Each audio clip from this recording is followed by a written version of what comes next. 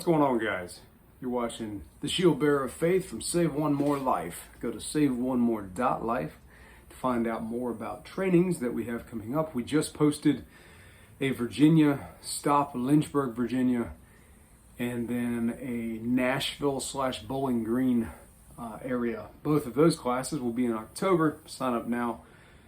I think especially the Virginia one. I know a bunch of people from Virginia. That class will likely fill up quickly. So, Saveonemore.life. Now, I wanted to talk with you guys about a bunch of things. And there's a lot going on in my world here. There's a lot of stuff you guys won't be privy to, but I've noticed that there is a consistent theme that if we spend too much time in the dark, if you're not careful, it can overtake you. And I got to see this kind of happen when I was a police officer, where I spent so much time focused on the negative things that eventually it changes your behavior. It changes how you think. It changes how you act. And changes what comes out of your mouth and the way that you see the world. They have spent too much time in the dark. That's something that I talked to Ukrainians about while I was there. They have a very dark time right now, if you forget to look for the light. And that's a key thing that you have to remember. When things are the darkest, you have to focus on the light. You have to focus on what's good. You have to look for it. Otherwise, the darkness can be overwhelming. And again, when I was a police officer, I really found that to be true. And I had, I think, more resistance to the negative stuff of that job for longer than my coworkers did, but it still got to me. And it can cause division, it can cause irritation, it can cause PTSD, it can cause spousal abuse if it's not handled, it can cause addictions. Everything needs maintenance, and you and I are no different. We need maintenance too. So you have to make sure that you're not only putting negative things in your brain. And then I found that I had to join that with physical exertion, because I still, whether I had a purposeful input of positive things into my mind, I still had this energy that I had to get rid of. And mine really stands out, if you know me, because I have Tourette's. So mine will exhume itself in my behaviors. And so I would have more symptoms of Tourette's. I'd have more tics as a result of the darkness. You can even see scientific issues if you spend too much literal time in the literal dark. You do not absorb enough of certain vitamins, and it causes you health problems. So we have to constantly be searching for the light, for the good in the world. And if you don't, it's very dangerous. Now, with that said, there are a lot of dark things in the world that people like you and me need to bring the light into. And I think frequently that's a very dangerous endeavor. I think there are reasons that throughout the Bible you see, especially in the New Testament, you see people are sent out in pairs as believers. I believe that's so they could be mutually supportive. You also see times where even New Testament disciples, some of which actually walked with Christ on earth, you see them have splittings where, hey brother, love you, you're going to go that way, I'm going to go this way, you go to that city, I'm going to go to this city, because of rifts or because of divisions. Or what I was just reading in Acts recently, Acts chapter, I think it was 15, talks about there was a sharpness amongst the brothers. And this one's talking about Paul and I think it's Barnabas and another guy. You ought to go read it for yourself. Yeah, so even believers, even people that have had very close proximity with God made flesh, they can absolutely have divides. They can be overtaken by dark things sometimes, at least temporarily.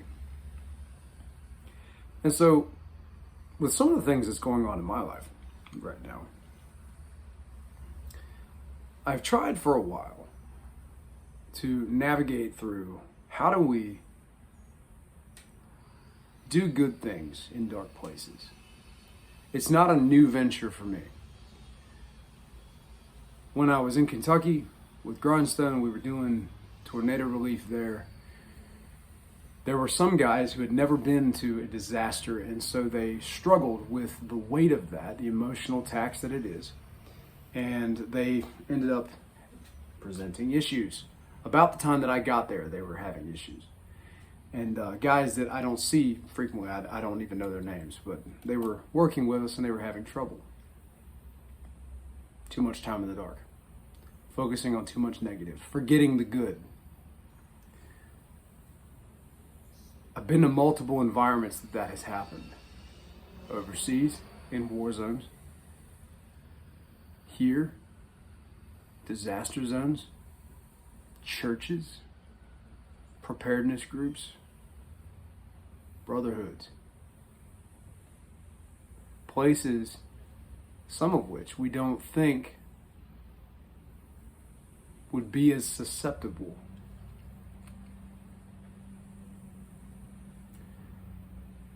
And it brings to mind, for me anyway, a dream I had a couple of years ago now, not long after I got out here, that I shared on Patreon. I don't think I shared it on YouTube at the time. But it was in response to a question I had one day of the Lord. And I've only ever had 2 dreams that when I woke up from them, I said, you know what, that's from God. No doubt about it. Only 2. So as a result, they're pretty unmistakable. And in this specific one, I saw my mom and we were inside of a church, kind of on the outer ring, but in a church building, standard church. And I saw my mom holding my son. And they're having a good old conversation, just like kids and grandparents tend to do in this dream. And I watched it for a moment, and I remember seeing in the dream, my son's expression became very wicked. His face distorted. It looked like something straight out of a horror movie. But I noticed that my mom's interaction with him did not change. And I'm looking at this kind of dumbfounded, where I'm like, why doesn't she see it? Why doesn't she see things have changed? Something's different, something's wrong. And I even go over closer to them and his expression becomes worse. It actually gets worse. So I'm noticing it and I'm trying to go over and deal with it, but it actually doesn't improve, it gets worse. And again, this interaction between a grandmother and a grandson in this dream is now this distorted thing. It's now gone from what should be, by anyone's account, a good, joyful thing, a righteous thing, and has been distorted. But the people involved in this dream anyway, my mom, didn't see it. And I go over and I quietly try to rebuke it. I try to cast out this evil from my son in the dream. I'm like, I command you to flee. And it doesn't work. And so then I get a little bit more intense with it. And I say it again. In the name of Jesus, is what I said, I think, at the dream. Could have been Yeshua, but the name for the Son of God. I say, in the name of Jesus, I command you to flee. And my son in my dream, he rolled his eyes back and he kind of recoiled from that, but he didn't just change. So this wickedness felt the impact of that and then came right back. It wasn't gone yet. And it wasn't until I drastically took a step. And I reached out and I grabbed his head, like skull grabbed. And I brought him in and I said, and I'm ignoring my mom in the dream at this point entirely. Her expression has not changed. She's not even seeing it. She's not even acknowledging it. I grab my son's skull and I say, in the name of Jesus, and I'm yelling it, I cast you out and I command you to flee. And then I woke up. Now, a great many things are metaphorical, I find. You can see this all through the Bible. And I've experienced some of this in my own life. This week, the takeaway that I have, thinking about that dream again, is how such a good thing at face value. And in the dream, it was this interaction between a grandmother and a grandson. That the enemy can subtly manipulate and infect something even so good as that. And if we're unwilling to acknowledge it, if we can't see it, then somebody else maybe has to point it out. And even then sometimes, while it's being pointed out, while it's being confronted head on in some cases, there's still going to be those that still refuse to see it, that still won't acknowledge this thing has twisted from what it started as, from what it was originally. It's gotten distorted somewhere along the way, and it needs a drastic correction.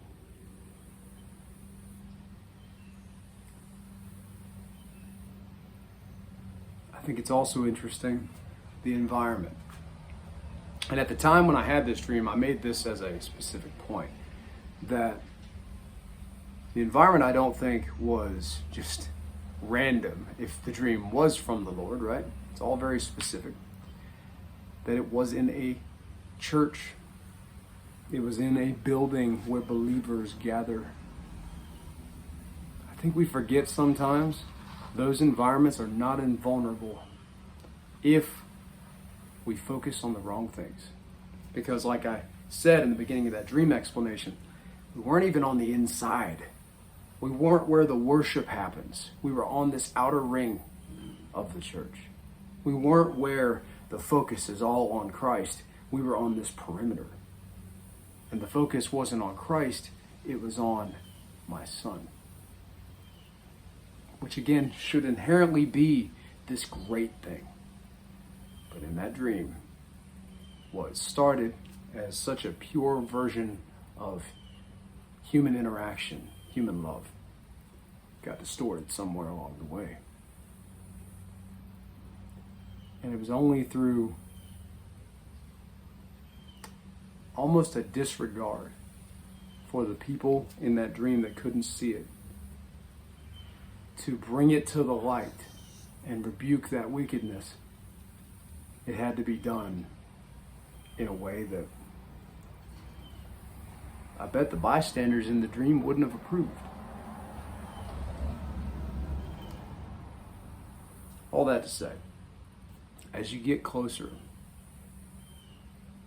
to dark things, we all of us, me included, have to more diligently search for the light. Have to. And then finally, make no mistake that the good, the light, as we keep referring to it, is in fact there. It is. We just have to see it. We have to search for it. We have to keep knocking. Keep diligently asking.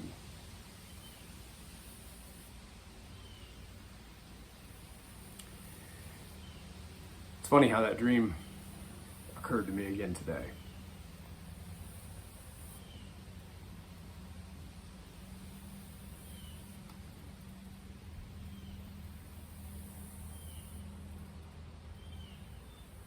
I don't purposely set out to cause division in anything, but if I'm being honest, I'm not a yes man on really anything. So what that comes off as, I think, much of the time, is that I'm argumentative. When I was a cop, there were things that were being done during the coof, or as Angry Prepper calls it, the Mr. 19 stuff, right? There were things being done that I was the only voice in the room that had the convictions that I did. And I presented those convictions. Nobody had a interest in hearing those convictions at the time. Didn't change that I had them. Also didn't change that in that case they were right. Where I refused to go and enforce unlawful edicts by a governor. Or I refuse to go and get some thing just because somebody tells me to. I don't just follow. When things don't start making sense, or I've done all the conversing that I can do about a topic, like when I was a cop, I did all that I could do to bring awareness to rendering aid to criminals or average people on the street. I did all I could do to point out that what was going on with Mr. 19 was wrong. And then at a certain point, there's only one thing really left to do. You either decide that you'll capitulate to it, or you'll probably have to step out of it.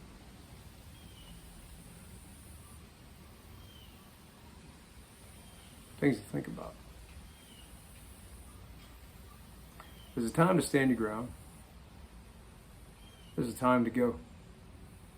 There's a time to start something new. There's a time to stay. There's time to leave. There's time to fight. Time to be peaceful. Time for everything.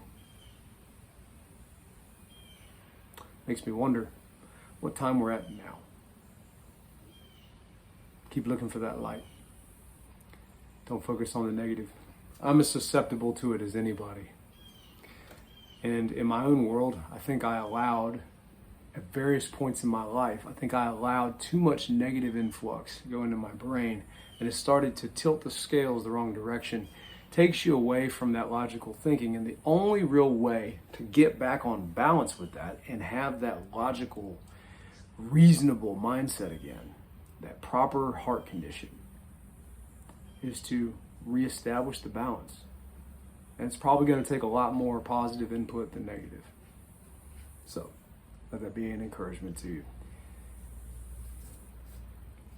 Stay in prayer, guys. Hope y'all have a fantastic day.